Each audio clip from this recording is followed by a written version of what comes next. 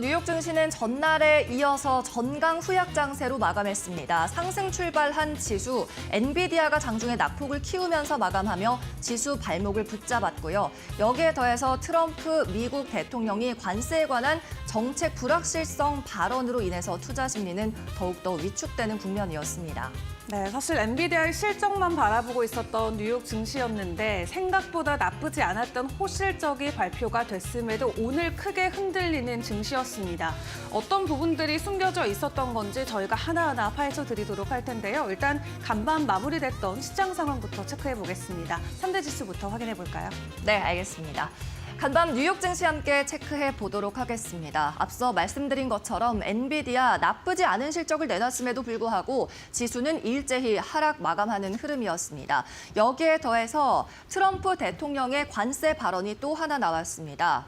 멕시코 그리고 캐나다에 대한 관세 부과를 1개월 유예한 뒤 3월 4일부터 계획대로 시작할 거라고 밝혔고 또 같은 날부터 중국에도 10%의 관세를 추가적으로 부과한다고 밝혔습니다. 중국 같은 경우에는 이미 미국의 관세를 부과하고 있는데 여기에 추가적으로 10%를 덧붙이겠다는 겁니다. 이렇게 시장은 계속되는 정책 불확실성 속에서 비이성적으로 움직이고 있는 상황인데요. 오늘 다우, 나스닥 그리고 S&P 500 지수까지 일제히 내렸고 특히 엔비디아가 크게 하락하면서 나스닥 지수의 낙폭이 컸습니다. 이어서 오늘 발표된 경제 지표도 확인을 해보도록 하겠습니다. 이 가운데 경제 지표는 또 한 번 경기 침체 시그널이 나타났는데요. 신규 실업수당 청구 건수가 보고가 됐는데 확정 발표치로 24만 2천 건이 보고됐습니다. 시장에서는 22만 2천 건을 예상하고 있었는데요. 예상치보다도 실제로 2만 건이나 더 높게 나온 겁니다. 미국에서 실업자가 급증했다는 걸 시사하면서 시장에 또 하나의 경기 침체 시그널을 던져줬다는 분석이 나오고 있습니다.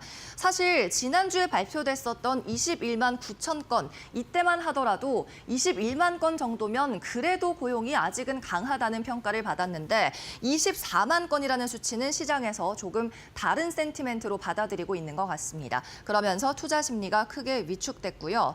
계속해서 발표된 경제 지표 4분기 실질 GDP 성장률도 발표가 됐습니다. 이번에 발표된 건 잠정치고요. 이 미국은 GDP 성장률을 속보치, 잠정치 그리고 확정치로 세 번에 나누어서 발표를 하고 있죠. 잠정치는 이번 달 발표됐으니까 다음 달에는 4분기 확정치가 발표가 됩니다.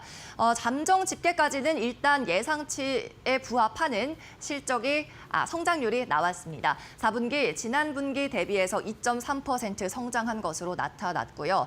다만 이전치가 3.1%였는데요. 3분기의 GDP 성장률 대비해서는 성장세가 둔화된 점도 체크할 수가 있겠습니다.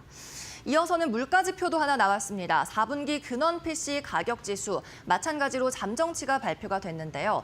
이 4분기 근원 PC 같은 경우에는 예상치보다 조금 더 높게 나왔습니다. 시장 예상으로는 2.5%를 기록할 걸로 보고 있었는데 근원 PC 식품과 에너지를 제외한 가격이죠. 2.7%로 예상보다 2%포인트 더 높게 나왔습니다. 또 마지막으로 하나 더 보자면 1월에 잠정 주택 판매 급락했습니다. 4.6% 줄어들면서 역대 최저 수준, 관련 통계를 집계한 이후로 최저 수준으로 감소했는데요. 미국에서 이렇게 주택 판매 지표가 계속 좋지 않게 나왔던 이유, 어제도 설명을 드렸다시피 주택담보대출 금리가 굉장히 높은 상황입니다. 미국의 주담대 금리는 7% 선에서 높게 형성이 되어 있고요. 또 이비 주택 가격도 기록적으로 높은 수준에서 거래가 되고 있어서 수요자들의 구매 수요를 위축시키는 모습이 나타났습니다. 네, 계속해서 이렇게 시장의 S의 공포, 스태그플레이션의 공포가 들이우고 있는 가운데 오늘 섹터별로는 어떻게 마감했는지 S&P 500 맵 통해서 확인해 보겠습니다. 네, 오늘 전체적으로 빨간불이 들어와 있습니다. 특히 주목할 점은 M7 기업들의 일제히 빨간불이 강하게 들어와 있다는 점이고요. 특히 어제 실적 발표한 이후에 오늘 첫 거래일을 맞이한 엔비디아 7% 가까운 급락으로 장을 마쳤습니다.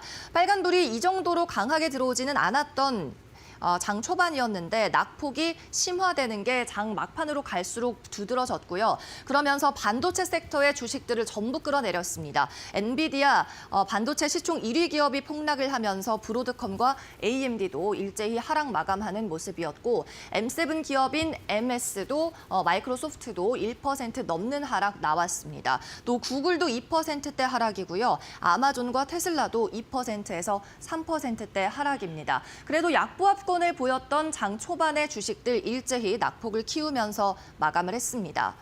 그리고 5일장 섹터별로 강세를 보였던 건 은행주와 금융주 그리고 경기 소비재 가운데서 필수단에 해당하는 필수 소비재 쪽인데요. 파이낸셜 쪽도 은행이나 금융이 굉장히 괜찮은 상승률을 보여줬지만 장 막판으로 가면서 지수가 흔들렸고 엔비디아도 함께 흔들리면서 파이낸셜 섹터도 상승폭을 줄이는 모습이었습니다. 그리고 필수 소비재도 마찬가지였죠. 안전자산 선호 현상으로 계속 주목받고 있는 섹터. 이번 주도 상승률 좋았는데 마찬가지 시장이 흔들리면서 월마트와 코스트코 그리고 펩시콜라까지 전부 상승폭을 조금 반납하는 흐름 나타났습니다. 네, 계속해서는 빅테크 소식 확인해 보도록 하겠습니다. 오늘 M7 종목 가운데는 어떠한 소식이 있었을지 먼저 가장 중요한 건 엔비디아일 겁니다. 어제 실적 발표를 하고 오늘 처음으로 개장을 했는데요. 월가에서도 엔비디아의 실적과 관련해서 리포트를 마구 쏟아냈습니다. 월가에서는 일단 의견이 엇갈리고 있는 가운데 오늘장에서는 실적 성장세가 둔화되고 있다는 거에 초점을 맞추고 있습니다. 특히 도이체방크의 리포트를 인용하자면 엔비디아의 매출 증가율이 지난 2년 내 가장 낮게 나타나고 있다고 이야기를 하고 있습니다. 그리고 또 다른 월가의 한 기업에서는 중국발 딥시크 우려가 아직 가시지 않았다면서 투자 의견을 매수, 바이에서 홀드, 중립으로 환향 조정하는 일도 있었습니다. 엔비디아 주가 잠시 후에 자세히 살펴보도록 하고요. 이어서 테슬라 확인해 보겠습니다. 테슬라 같은 경우에는 모건 스탠리에서 긍정적인 리포트를 발간했습니다. 중국의 전기차 관련한 기술이 미국으로 넘어오기까지 시간 문제라면서 미국의 중국의 우수한 전기차 기술이 도입되는데 테슬라가 도움을 줄 거라고 이야기를 했습니다. 그러면서 기존의 비중 확대 의견을 유지한 겁니다. 중국 기업들도 결국에는 세금을 피하기 위해서는 미국으로 넘어와서 생산을 해야 되는데 이 과정에서 합작과 같은 도움을 줄 수 있는 OEM 업체는 테슬라밖에 없다고 기술하고 있습니다. 네, 이어서 아마존 살펴보시죠. 아마존도 이제 양자 컴퓨팅 칩을 만드는 기업 리스트에 이름을 올렸습니다. 경쟁사인 마이크로소프트 그리고 구글에 이어서 최초의 양자칩인 오셀롯을 공개했는데요. 아마존의 이 같은 양자칩 출시는 지난주 마이크로소프트가 자체 양자칩인 마요라나 1을 출시한 이후 딱 일주일 만에 벌어진 일입니다. 네, 그러면 빅테크 기업들 주가는 어떻게 마감했는지 한번 체크해 보도록 하겠습니다. 먼저 엔비디아입니다. 장 중에 8% 넘는 약세를 보였습니다. 11달러까지 깨지면서 주가는 130달러 선이 무너졌고요. 120달러 선도 현재 위협받는 상황입니다. 시간 외 거래에서도 소폭의 약세 나타내고 있습니다. 차트에서 보실 수 있는 것처럼 장 막판으로 갈수록 낙폭은 점점 더 커졌습니다. 네, 이어서 다음 종목 테슬라입니다. 함께 확인해 보시죠. 오늘 모건 스탠리에서 긍정적인 내용의 리포트가 나왔지만 그럼에도 불구하고 다른 빅테크가 함께 흔들리면서 테슬라 주가도 3%의 빨간불 켰습니다. 281달러 95센트로 하락 마감했고 마찬가지로 시간 외 거래에서도 약보합, 약간의 하락 나타내고 있습니다. 네, 계속해서 마지막 빅테크 아마존 확인해 보겠습니다. 자체 개발한 양자칩 발표했죠. 208달러 선에서 거래 마쳤고요. 마찬가지 오늘 M7 기업 주가 전부 내렸다고 말씀을 드렸습니다. 아마존도 2.6%대 하락 피해갈 수 없었고요. 포스트마켓, 애프터마켓에서도 약보합세 이어가고 있는 상황입니다. 네, 계속해서 오늘 특징주 확인해 보도록 하겠습니다. 빅테크 외 특징주들은 어떤 이슈가 있었을지 체크해 보시죠. 먼저 스노우플레이크입니다. AI 데이터를 수집해서 분석하는 기업인데요. 실적이 좋게 나왔습니다. 4분기 실적이 예상치를 상회했고 AI가 확장하면서 회사의 기업 실적도 늘어나는 모습이었습니다. 스노우플레이크 CEO가 실적 발표 이후의 인터뷰에서 자체적으로 AI 시장에서 가장 중요한 회사다라고 칭찬을 했고요. 골드만삭스에서도 장기적으로 봤을 때 이 주식은 AI 강자가 될 수 있다고 코멘트를 했습니다.